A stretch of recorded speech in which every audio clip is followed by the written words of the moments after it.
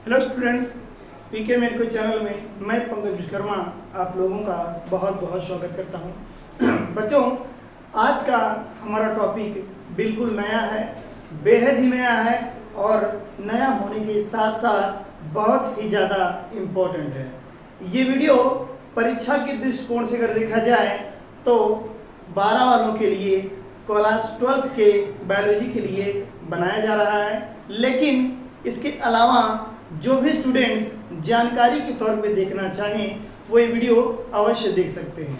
याद रखिएगा, मेडिकल के एग्ज़ाम के लिए ये वीडियो बहुत ही इम्पोर्टेंट साबित होने वाला है। इस वीडियो के माध्यम से हम लोग बहुत ही इम्पोर्टेंट क्वेश्चन को सॉल्व करने वाले हैं, इसलिए लास्ट तक वीडियो को जरूर देखिएगा। चलिए स्टार्ट करते हैं आज का हमारा टॉपिक, जिसका नाम है एड्स। याद रखिएगा, यह एक लाइलाज बीमारी है जिसका अभी तक कोई भी संभावित इलाज संभव नहीं हो चुका है। याद रखिएगा, इसके अलावा लाइलाज अगर शब्द कह दिया जाए तो तत्काल आप समझ जाइए कि इसका कोई इलाज नहीं है। हम लोग एड्स पर आज बहुत डिटेल चर्चा करने वाले हैं। सारी जानकारियां आपको इस वीडियो के माध्यम से मिलने वाली हैं, तो अंत तक इस वीडियो के साथ जरूर बने रहिएगा। चलिए स्टार्ट करते हैं। सबसे पहला टॉपिक आपका एड्स का पूरा नाम क्या है। चलिए, तो आपके सामने लिखा हुआ है एड्स। याद रखिएगा, स्पेलिंग यही रहेगी AIDS, एड्स। चलिए सबसे पहले इसका फुल फॉर्म लिखा जाए, क्या होता है? एक्वायर्ड इम्यूनो डिफिशियंसी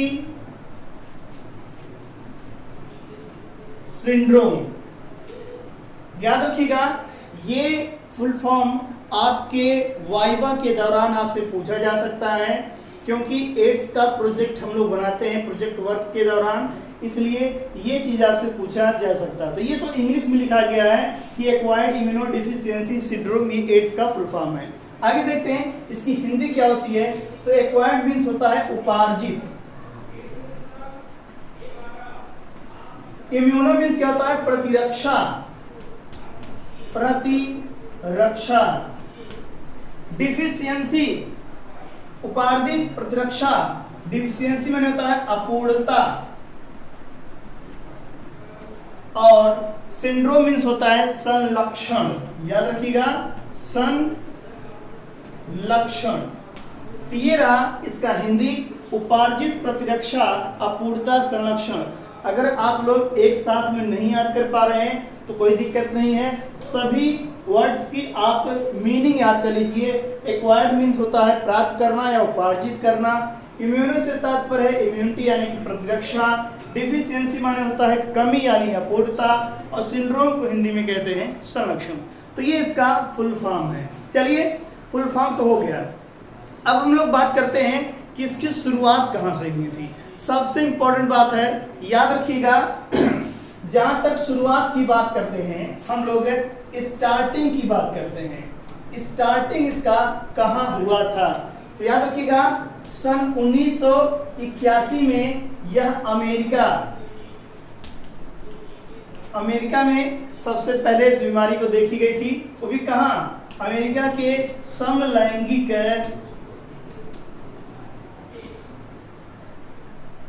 पुरुषों में। याद रखिएगा, समलैंगिक से तात्पर्य होता है समान लैंगिक जननांग वाले, यानी पुरुष पुरुष, स्त्री स्त्री। अगर आपस में ये संबंध है तो उसी को समलैंगिक कहा जाता है। याद रखिएगा, आज की किताबों के अनुसार सन 1981 में सबसे पहले इस बीमारी को देखा गया था। कहाँ पर? अमेरिका में। कैसे? समलैंगिक पुरुषों में। समलैंगिक पुरुष जो कि चरस, गांजा, हेरोइन जैसे तमाम प्रकार के ड्रग्स का यूज करते थे, ऐसे लोगों में सबसे पहले ये बीमारी देखी गई थी। ये बात हुई इंसानों की। लेकिन अगर आपसे ये पूछा जाए कि सबसे पहले किस जीव में हुआ था, तो याद रखिएगा, सबसे पहले ये साउथ अफ्रीका के बंदरों में हुआ था। साउथ अफ्रीका के ये बंदरों में सबसे पहले इस बीमारी को देखा गया था। याद रखिएगा, ये आपके जानकारी के लिए मैं बता रहा हूँ, लेकिन इस बात को आपसे क्वेश्चन पेपर के अकॉर्डिंग पूछा नहीं जाएगा। ज़्यादातर यही चीज़ें पूछी जाती हैं कि अमेरिका के समलैंगिक पुरुषों में सबसे पहले इस बीमारी को देखा गया था। ये बहुत ही इम्पोर्टेंट बात है, याद रखिएगा। जब इस बीमारी को देखा गया था तो वैज्ञानिकों ने इस पर चर्चा किया कि ये कौन सी बीमारी है, क्या हो रहा है। याद रखिएगा, उस समय जब ये बीमारी फैली थी उन लोगों में, तब ऐसे लोगों में कैंसर, स्किन प्रॉब्लम और तमाम प्रकार की खतरनाक बीमारियां उनके शरीर में दिख रही थी। ये गंभीर होता गया मामला और इतना बढ़ गया कि तमाम वैज्ञानिकों को इस पर शोध करना पड़ा। बाद में पता चला कि यह एक खतरनाक वायरस द्वारा हो रहा है। याद रखिएगा, एक खतरनाक वायरस द्वारा ये हो रहा था। तो जिसका नाम याद रखिएगा बेहद इंपॉर्टेंट है, इसमें कोई डाउट नहीं होगा। देखिएगा, सन 1983 में पेरिस के पाश्चर इंस्टीट्यूट, याद रखिएगा, पाश्चर इंस्टीट्यूट के लुक मॉन्टेग्नियर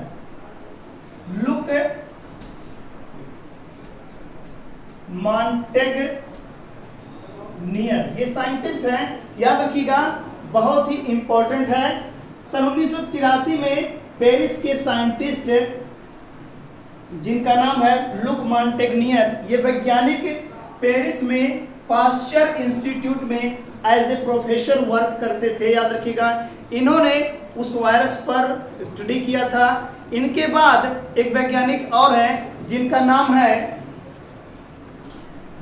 सन 1984 में फिर एक वैज्ञानिक जो कि अमेरिकन थे, अमेरिकन वैज्ञानिक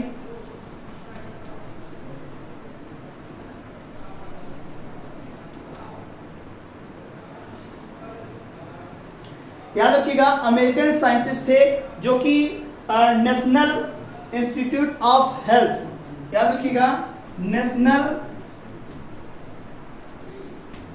इंस्टीट्यूट ऑफ हेल्थ, ये एक संस्था है जो कि अमेरिका में है। याद रखिएगा, सन 1984 में अमेरिकन संस्था NIH में काम कर रहे as a doctor, as a professor, जिनका नाम है रॉबर्ट गैलो। याद रखिएगा, रॉबर्ट गैलो। इन दो वैज्ञानिकों ने कौन कौन से, एक पहला नाम है लुक मॉन्टेग्नियर और दूसरा है रॉबर्ट गैलो नाम। याद रखिएगा, लुक मॉन्टेग्नियर पेरिस के थे और रॉबर्ट गैलो अमेरिकन थे। दोनों लोगों की अपना अपना एक इंस्टीट्यूट है, कार्यक्षम लोकेशन है। ये पाश्चर इंस्टीट्यूट में काम करते थे और ये NIH, national institute of health, इस डिपार्टमेंट में, इस इंस्टीट्यूट में काम कर रहे थे। तो दोनों वैज्ञानिकों ने उस वायरस के ऊपर सर्वे किया, उस वायरस का अध्ययन किया और बाद में बताया कि यह एक खतरनाक वायरस है जिसे नाम दिया गया रेट्रो वायरस। याद रखिएगा, जिसे नाम दिया गया रेट्रो वायरस। ये सबसे पहला नाम है, ये प्रथम नाम है उस वायरस का। किसने दिया है? बेहद इंपॉर्टेंट टॉपिक है, आप याद रखिएगा। लुक मॉन्टेग्नियर और रॉबर्ट गैलो, इन दोनों साइंटिस्टों ने सबसे पहले HIV वायरस की खोज की थी, लेकिन वो एक अज्ञात वायरस था।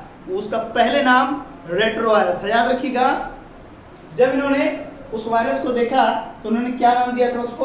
Retro virus. इंपॉर्टेंट है, याद रखिएगा। बाद में सन 1986 में संस्था ICVN ने उसे बदल करके नाम दे दिया HIV। क्या नाम दिया? HIV। याद रखिएगा 83-84 में इन दोनों साइंटिस्टों ने उसे क्या नाम दिया था? रेट्रोवायरस। उस वायरस को उन्होंने बताया कि एड्स जो बीमारी है ये रेट्रोवायरस से हो रही है। उस रेट्रोवायरस को नाम चेंज कर दिया 86 में, किसने? ICVN ने। क्या नाम दिया? HIV। आइए इसका हम फुल फॉर्म जानते हैं। ICVN का फुल फॉर्म क्या होता है? तो याद रखिएगा इसका फुल फॉर्म है, मैं यहां लिख दे रहा हूं, इसका फुल फॉर्म है इंटरनेशनल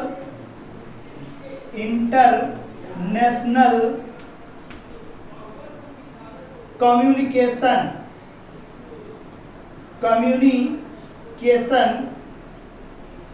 ऑफ वायरल नोमेनक्लेचर।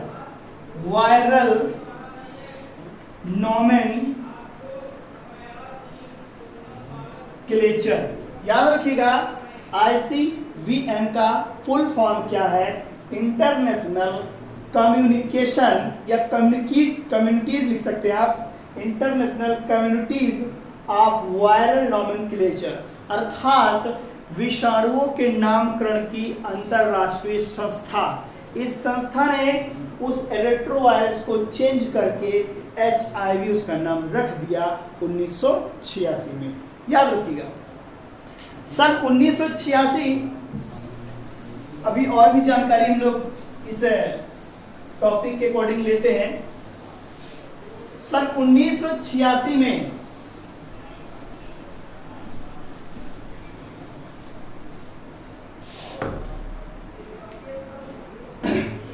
याद रखिएगा सन 1986 में डॉक्टर सुनीति सोलोमन, ये नाम बहुत ही इंपॉर्टेंट है, सुनीति सोलोमन ने एक सर्वे करवाया। याद रखिएगा ये इंडियन डॉक्टर हैं, भारतीय डॉक्टर हैं, साइंटिस्ट के तौर पर मान चलिए। तो इन्होंने सन 1986 में एक सर्वे कराया और इस सर्वे से ये पता चला कि ये जो बीमारी है ये खास तौर पे अगर देखा जाए 18 से 25 वर्ष के जो नौजवान हैं उनमें ये बीमारी ज़्यादा देखी जाती है। यानी कि इस उम्र के लोग ज़्यादातर इस बीमारी से इन्फेक्टेड होते हैं। एक बात और याद रखिएगा, और इस आंकड़े के अनुसार ये भी देखा गया कि हर वर्ष देखा जाए, इस समय मान के चलिए एड्स की शुरुआत हुए लगभग 35 से 38 वर्ष हो चुके हैं, सॉरी 35 से 40 वर्ष हो चुके हैं। इस दौरान अगर देखा जाए पूरी दुनिया में कई करोड़ पेशेंट हो चुके हैं एड्स के। मैं बता दूं कि हर साल लगभग 4 करोड़ लोग प्रति वर्ष देखा जाए पूरी दुनिया में इतने लोग इन्फेक्टेड होते हैं एड्स बीमारी से। ये आंकड़ा बता रहा है, मैं नहीं बता रहा हूं, याद रखिएगा। अच्छा, इसके अलावा देखा जाए सिर्फ और सिर्फ अगर हम बात करें उत्तर प्रदेश की तो लगभग 70,000 लोग सिर्फ और सिर्फ यूपी में, उत्तर प्रदेश में इसके पेशेंट मिलेंगे आपको लगभग देखा जाए। ये आंकड़ा इसी सर्वे के अनुसार है, सन 1986 के सर्वे के अनुसार है। तो हम कह सकते हैं कि इस समय इस बीमारी की तादाद और ज़्यादा हो गई होगी। एक बात और, अगर हम इस स्पीड के हिसाब से देखें तो अगर स्थान की गणना की जाए विश्व में, याद रखिएगा अगर हम विश्व में इस स्थान की गणना करें तो पहले नंबर पर अफ्रीका है, सेकंड नंबर पर नाइजीरिया है और थर्ड नंबर पर भारत। एड्स के मामलों में अगर देखा जाए भारत का तीसरा स्थान है पूरे विश्व में।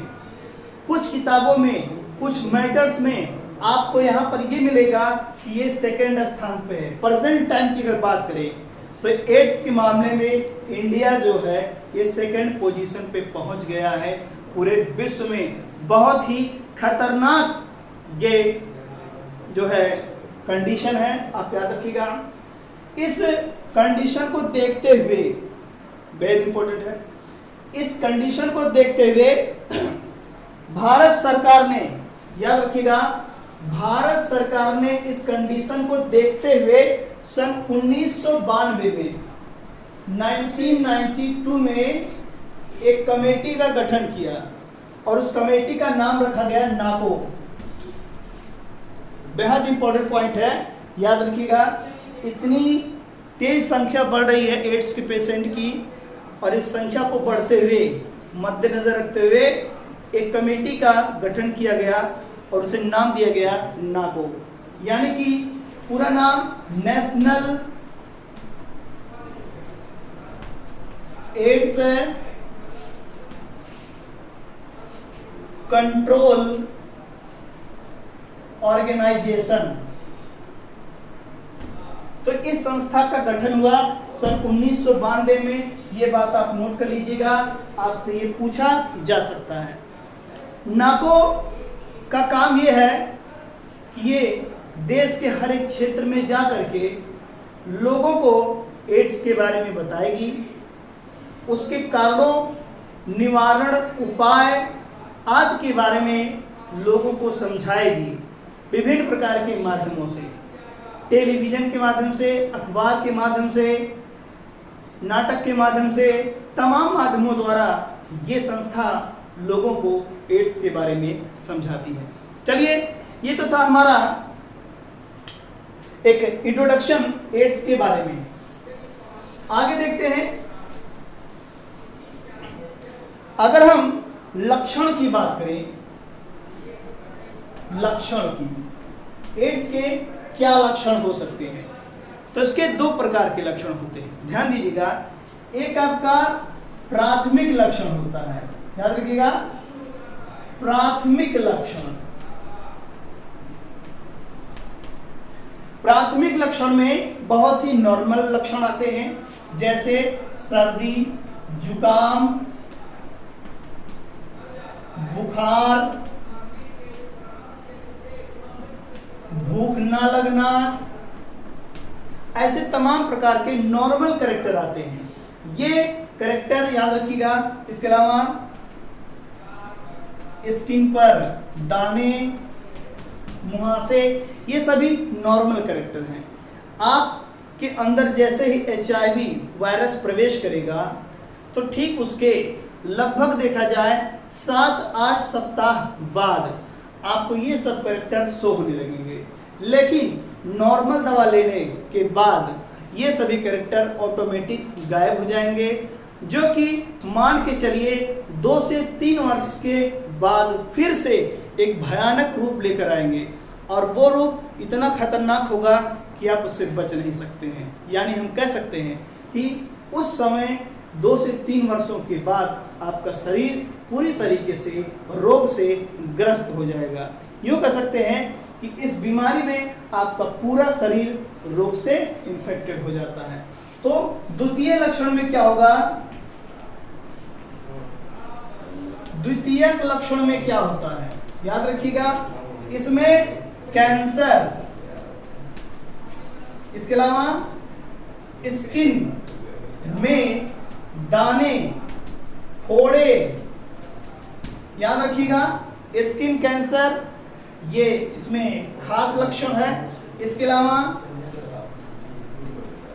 जननांगों में दाने या छाले कह सकते हैं, चकत्ते, याद रखिएगा, चेहरे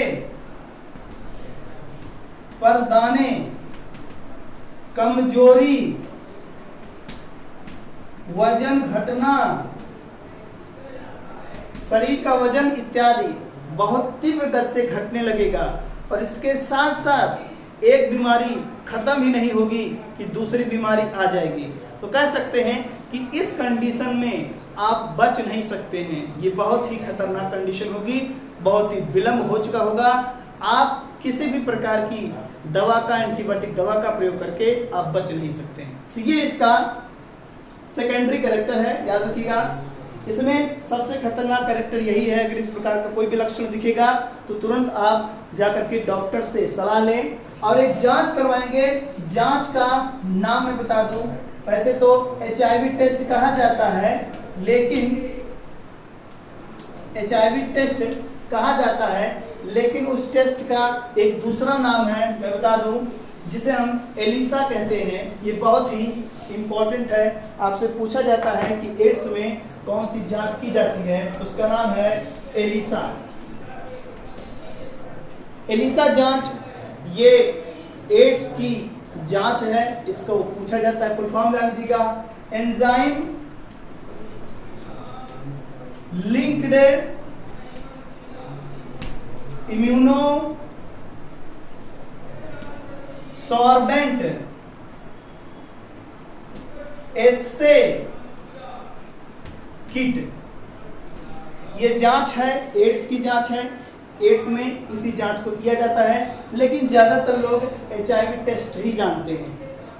आइए देखते हैं आगे। HIV का पूरा नाम भी आप लोग जान लीजिए।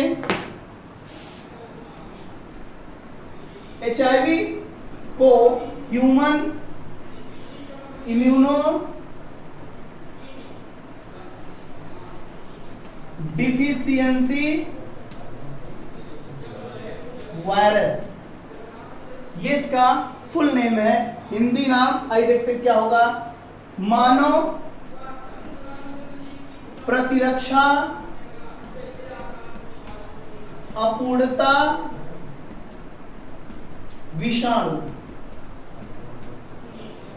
इसी वायरस के कारण से ये बीमारी होती है, आप लोग जानते हैं। चलिए आगे देखा जाए। लक्षण हो गया है, कारण क्या है उस पर गौर करते हैं। एड्स का क्या कारण है? तो कारण में 4 कारण सबसे फेमस हैं, जिसमें पहला है असुरक्षित यौन संबंध बनाना या बनाने से। अगर आप किसी ऐसे पर्सन के संपर्क में आते हैं जो पहले से ही HIV इन्फेक्टेड है, तो अगर आप उसके साथ असुरक्षित यौन संबंध बनाते हैं तो आपको भी ये बीमारी हो सकती है। ये सबसे इन्फेक्टेड, सबसे कारगर कारक है, ये बात आप जानते रहिए। दूसरी बात, संक्रमित व्यक्ति के रक्त चढ़ाने से। ये सेकंड रीजन है। अगर कोई ऐसा व्यक्ति जिसको एड्स हुआ है, अगर उस व्यक्ति का आप ब्लड अपने अंदर ले रहे हैं, आपको चढ़वाया जा रहा है, तो आप भी इस बीमारी से इन्फेक्टेड हो सकते हैं। नेक्स्ट, थर्ड याद रखिएगा, साझा प्रयोग करने से। जैसे आप अस्तुरा है, अस्तुरा यानी कि सेवी करने वाला मशीन है, इसके अलावा बीड़ी है, सिगरेट है, या इसके अलावा कोई भी अल्कोहल है, यानी ड्रिंकिंग आप करते हैं उस समय अगर आप साझे में अपने ग्लास को, बीड़ी को, सिगरेट को यूज कर रहे हैं या जूठा खा रहे हैं, याद रखिएगा। चुंबन है, चुंबन अगर देखा जाए, लिप किस, चुंबन में लिप किसिंग अगर होता है तो उस प्रकार की समस्या में भी आपके अंदर वो वायरस ट्रांसमिट हो सकते हैं। हम कह सकते हैं कि किसी भी प्रकार के लिक्विड, किसी भी प्रकार के लिक्विड का अगर आप इंटर मिशन करते हैं, यानी कि एक दूसरे से आदान प्रदान करते हैं, शरीर के अंदर का किसी भी प्रकार का लिक्विड किसी दूसरे के पर्सन में जा रहा है, तो उस व्यक्ति को ये बीमारी हो सकती है। ये आपका तीसरा कारण था। चौथा, संक्रमित मां से बच्चे को याद रखिएगा। ये कारण अगर देखा जाए बहुत ही प्रभावशाली है। अगर कोई प्रेग्नेंट औरत इन्फेक्टेड है एड्स से तो उसके बच्चे को भी प्रॉब्लम हो सकती है। लेकिन अगर आप सही समय पे अस्पताल में जा रहे हैं, डॉक्टर से सलाह लेते हैं, चेकअप होता है, तो ये समस्या दूर हो सकती है। यानी कि हम कह सकते हैं कि ये चौथा ऑप्शन इस समय नहीं हम यहाँ पर शामिल करेंगे। इसका सॉल्यूशन निकल चुका है। बच्चे को आसानी से बचाया जा सकता है सही समय पर सही इलाज के द्वारा। तो ये तो था कारण। आइए हम लोग देखते हैं उपचार क्या है। उपचार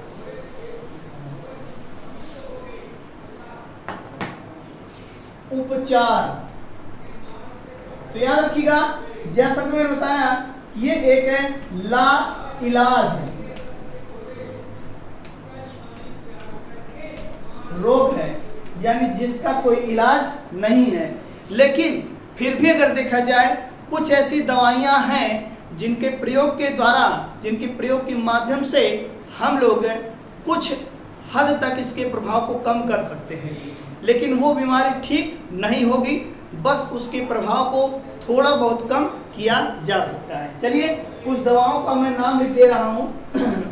जैसे AZT यानी कि एजाइडोथायमिडीन, इसका फुल फॉर्म होगा एजाइडोथायमिडीन। इसके अलावा जाइडोवुडाइन,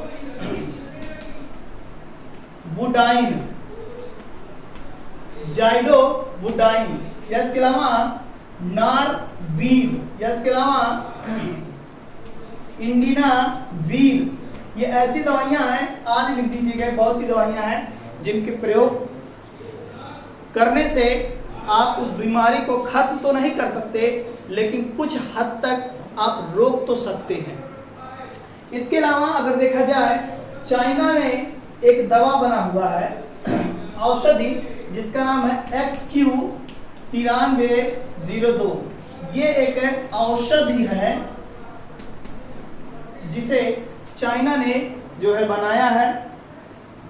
याद रखिएगा ये एक मेडिसिन है जो कि चाइना दावा करता है कि इस मेडिसिन का प्रयोग करके इस बीमारी को कुछ हद तक खत्म किया जा सकता है, रोका जा सकता है।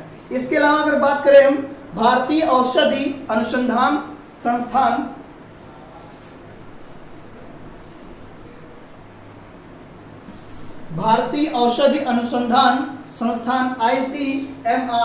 ICMR, ये याद रखिएगा भारतीय औषधि अनुसंधान संस्थान। इस संस्थान के द्वारा एक और मेडिसिन का फॉर्मेशन किया गया है, टीके का फॉर्मेशन किया गया है, जिसका नाम है TGAACO9। ये एक टीका है, याद रखिएगा ये इंडियन है।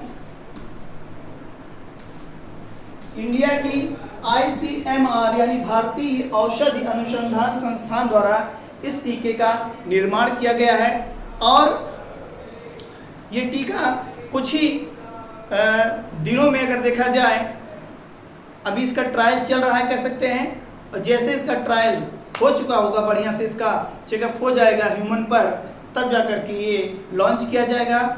और ऐसा दावा किया जा रहा है कि इस टीके का उपयोग करके इस बीमारी को ठीक किया जा सकता है। फिलहाल याद रखिएगा इलाज मैंने बताया कि कुछ नहीं है, ये सिर्फ एक तौर पे देखा जाए बीमारी को कुछ हद तक कम करने के लिए हम इसका प्रयोग कर सकते हैं। आइए देखते हैं उपाय क्या है। उपाय में याद रखिएगा, पहली बात आप क्या करेंगे, असुरक्षित यौन संबंध नहीं बनाएंगे। जब भी आपको किसी भी प्रकार का संबंध बनाना होगा तो तमाम प्रकार के ऐसे जो है उपकरण हैं जिनका प्रयोग करके आप संबंध बना सकते हैं। दूसरी बात, किसी भी लिक्विड का इंटरमिशन नहीं करेंगे, यानी कि अस्त्र का प्रयोग करेंगे नहीं साझा, ना ही किसी प्रकार के पेय पदार्थ का साझा प्रयोग करेंगे, या कह सकते जैसे बीड़ी सिगरेट वगैरह का आप साझा प्रयोग नहीं करेंगे। तो ऐसे तमाम प्रकार के उपायों को प्रयोग करके हम इस बीमारी से बच सकते हैं। एक शब्द में मैं कह दूं कि उपाय ही इस बीमारी का सबसे अच्छा इलाज है। लास्ट में एक जानकारी की बात और बता दे रहा हूं मैं। एड्स दिवस आपसे पूछा जाता है कब मनाया जाता है। एड्स दिवस कब मनाया जाता है, ये बात पूछा जाता है आपसे, तो याद रखिएगा 1 दिसंबर प्रतिवर्ष, हर साल 1 दिसंबर को एड्स दिवस मनाया जाता है और ये सन 1986 से मनाया जा रहा है। ये भी आपसे पूछा जा सकता है कब से, सन 1986 से हर साल 1 दिसंबर को एड्स दिवस मनाया जाता है। इन्हीं शब्दों के साथ मैं अपने इस वीडियो को फिनिश कर रहा हूं। फिर नए वीडियो के साथ फिर मिलेंगे, तब तक के लिए नमस्कार।